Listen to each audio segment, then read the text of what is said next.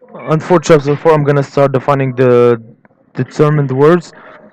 In economics, the complementary good or complement is a good with a negative cross elasticity of demand. In contrast, of the substitution is good.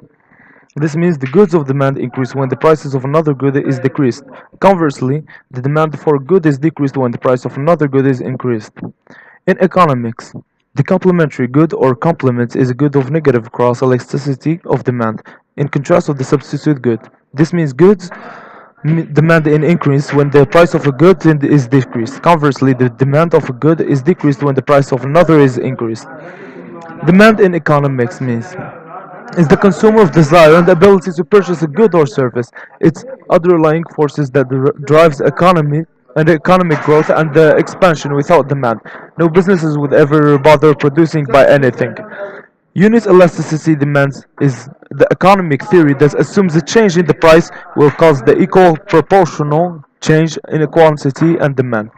But simply unitary elasticity describes a demand or supply that is perfectly responsive to price changes by the same percentage. You can think of the units per unit basis.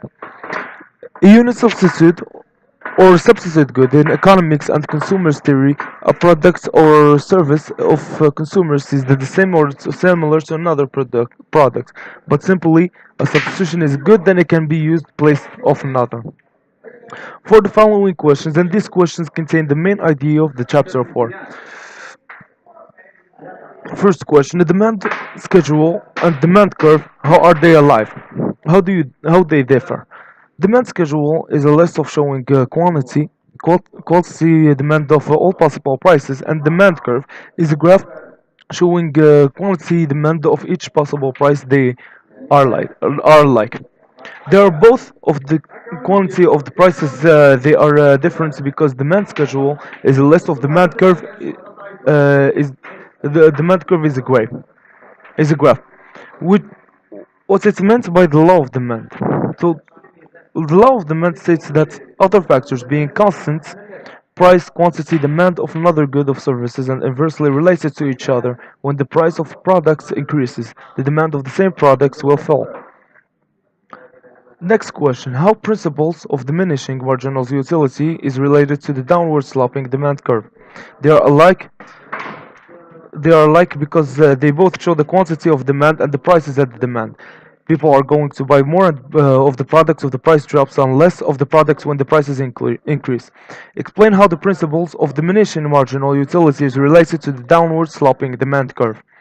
The difference between the income effects and the substitution effects. So Kiev differs between income effects and the substitution effects, unlike the substitution effects, which is a dip by movements along price and consumption curve, which has negative slope, and the income effects is the result of income being fed, and whereas substitution effects arises due to the rival change in price. The difference between the elastic demand and inelastic demand. The key difference between the elastic and inelastic demand. Elastic demand is when small change in price of good cause a greater change in the quantity demand. Inelastic demand means a change in price of a good will not have a significant effect of the quantity demanded.